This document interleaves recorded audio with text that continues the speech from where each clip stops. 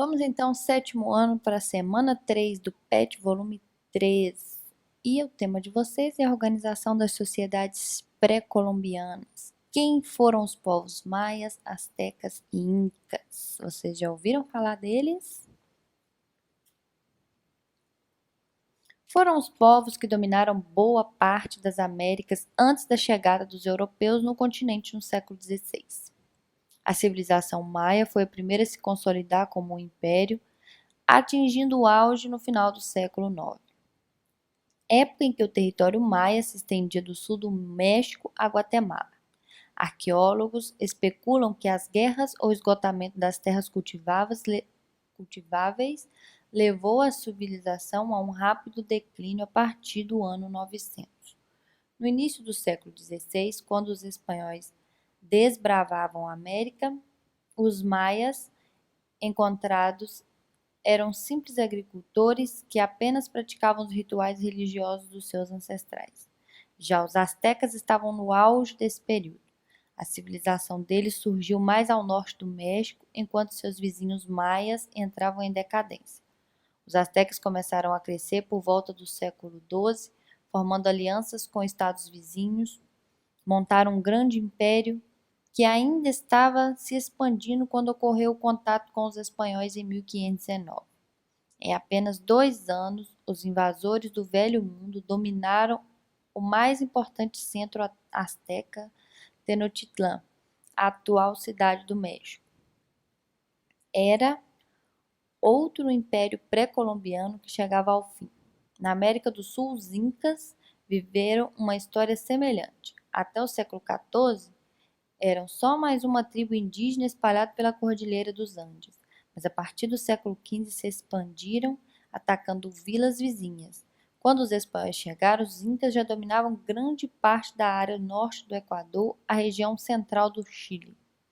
Epidemias e lutas pela sucessão imperial deixaram a civilização enfraquecida para enfrentar os conquistadores europeus. Resultado: assim como os astecas, os espanhóis derrotaram rapidamente o Império Inca e levou só 3 anos, de 1532 a 1535.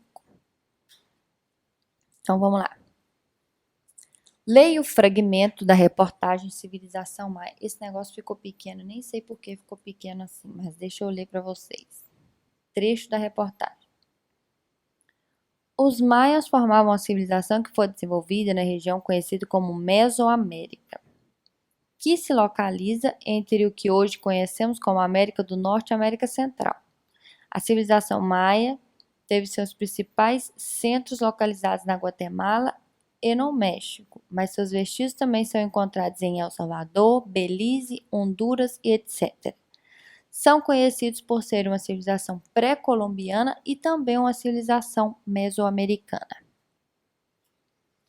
Aí nós temos a imagem 2, que são as ruínas de Tikal, uma das principais cidades maias durante o período clássico.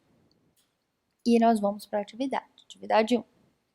Observe a imagem 1, olhando para o mapa em termos de organização política, o que difere os maias dos astecas e dos incas. Se a gente voltar lá no mapa que ficou minúsculo, vocês vão ver uns pontinhos aqui.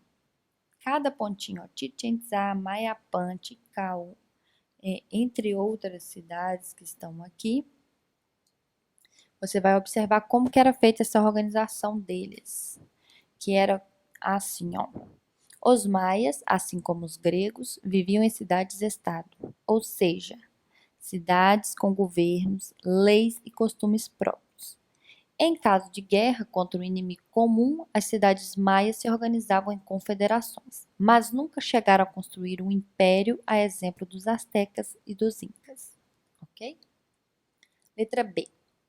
Quais civilizações antigas ocuparam o território dos maias? De que forma essas civilizações influenciaram o povo maia?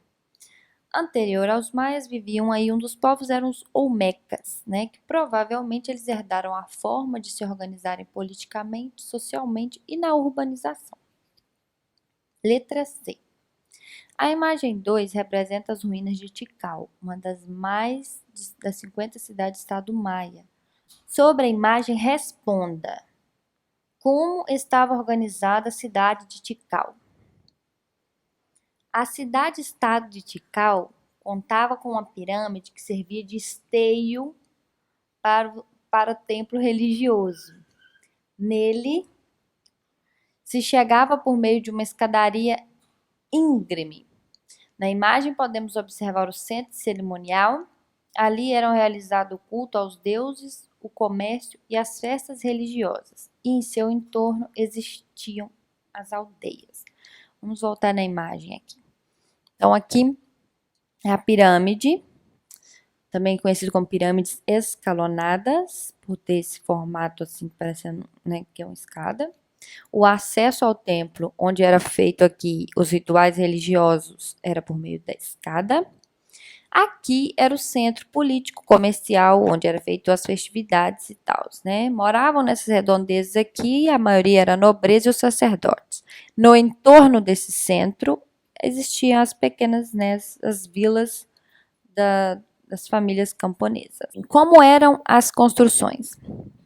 As grandes e sofisticadas construções maias eram feitas basicamente de grandes blocos de pedra. As construções dos camponeses eram à base de madeira, adobe e cobertura de palha. Adobe, eu coloquei aqui embaixo o que é adobe, um asterisco e coloquei aqui, ó. Adobe, tijolo grande de argila, seco ou cozido ao sol. Às vezes acrescido de palha ou capim para torná-lo mais resistente. E o último pontinho aqui da atividade 1 é: quais conhecimentos eram necessários para erguer cidades como essa? Era necessário conhecimentos matemáticos e de engenharia. Atividade 2. Leia o texto abaixo, observe a imagem e em seguida responda as questões. Tenochtitlan foi fundada em 1325 e tornou-se a capital do Império Azteca. E no fim do século XV, a cidade originalmente localizava-se em duas pequenas ilhas no lago Texcoco. Através da construção de ilhas artificiais, Tenochtitlan se expandiu, passando a cobrir uma área de mais de 13 quilômetros quadrados. Por volta de 1519, sua população era estimada de 400 mil pessoas. A capital refletia a riqueza e o poder do Império Azteca. Tenochtitlan tinha palácios deslumbrantes e templos no topo de pirâmides. E aqui a imagem, né? E dá para você observar que é dentro de ilha, né? Em cima de ilha, essa aqui é a cidade foi construída. Esse aqui, esse azulzinho aí, tudo água. Letra A. O que o trecho do artigo diz sobre a organização da cidade de Tenochtitlan? Aí eu tirei do trecho do texto lá. A cidade originalmente se localizava em duas pequenas ilhas no lago Texcoco. Através da construção de ilhas artificiais, Tenochtitlan se expandiu, passando a cobrir uma área de mais de 13 quilômetros quadrados. B. A imagem confirma ou contesta o que o trecho do artigo apresenta? Confirma. É possível ver a construção sobre as ilhas. Letra C. Em relação à cidade de Tenochtitlan, o que mais lhe chama atenção? A forma como foi construída, a organização urbana com ruas largas e retas e com eficiente meio de irrigação e plantação. Porque se você for analisar aqui na imagem, essas são ruas retas, né, que atravessam aí a água. Olha que organização perfeita. E também temos aqui as chinampas no entorno aqui, que eram, né, os locais onde eles plantavam os alimentos, com um método de irrigação muito bacana. Isso aí impressionava e impressiona até hoje quem vai estudar sobre. Letra D. A partir das informações sobre a cidade de Tenochtitlan, você consegue imaginar como seria uma sociedade azteca? Descreva essas características. Gente, imaginar, eu sei que deve ser um pouquinho difícil para você, até porque tem pouca informação no PET, né? Eu teria que dar uma estudadinha no livro. Quem tá com o livro, né? Porque tem gente que não tá. Mas de qualquer forma, eu coloquei para vocês aqui como que era essa sociedade azteca. Tinha um imperador, né? O imperador era um ser divino, concentrava poder e riqueza.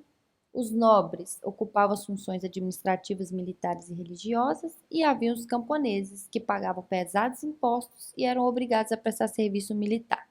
Tinha também os escravos prisioneiros de guerra. Basicamente, é um resumo, né, da sociedade asteca. Letra E. Muitos conquistadores diziam que as sociedades pré-colombianas eram primitivas e não civilizadas. A partir do trecho do artigo, com base na análise da imagem, podemos confirmar ou discordar dessa linha de pensamento. Justifique sua resposta. A resposta é discordar, obviamente. Nota-se que eles tinham uma organização social bem estruturada, que contava com elevado conhecimento de arquitetura, engenharia, matemáticos e uma sociedade rica e guerreira. E tem até um trechinho do texto que fala: a capital refletia a riqueza e o poder do Império Azteca. Tenochtitlan tinha palácios deslumbrantes e templos no topo de pirâmides. Atividade 3. Leia o trecho do artigo Os Muitos Milhos do Vale Sagrado dos Incas, de Joana. Em seguida, observe a imagem que retrata os terraços agrícolas no Vale Sagrado dos Incas, no Peru. Nas encostas que rodeiam as montanhas de Cusco, no Peru, uma maneira especial de plantar milho se espalhou por todo o Império Inca por volta do ano de 1400. Era o auge de um dos maiores impérios da América e as encostas das montanhas estavam cheias de plantações, plantadas para receberem diversas variedades de milho consumida pela população local. Numa região com condições diversas para o cultivo, os alimentos, por causa da altitude das montanhas íngremes, os incas cavavam terraços em curvas, pensados e plantados de maneira a receberem mais sol ou vento ou umidade. Aí tem uma imagem que mostra, né, essas divisões desses terraços e em forma aí de curvas. Agora responda as questões. Segundo o texto, qual era a base da economia dos incas? Era basicamente, segundo o texto, a economia agrícola, basicamente o milho. Observe a imagem e descreva o que ela representa. Terraços onde eram feitas as plantações dos incas, uma adaptação nas montanhas para praticar a agricultura. Letra C. Qual a dificuldade que os incas enfrentavam para poder cultivar os alimentos?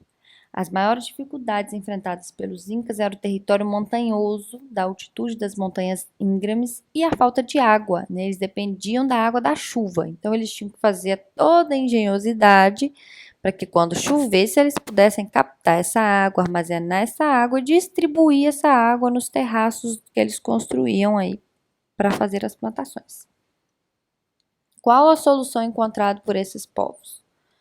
Os incas cavavam terraços em curvas, pensados e plantados de maneira a receberem mais sol ou vento ou umidade. Essa é a resposta. Se você quiser complementar, pode colocar a construção de terraços com eficiente sistema de irrigação em forma de uma imensa escada para a prática da agricultura.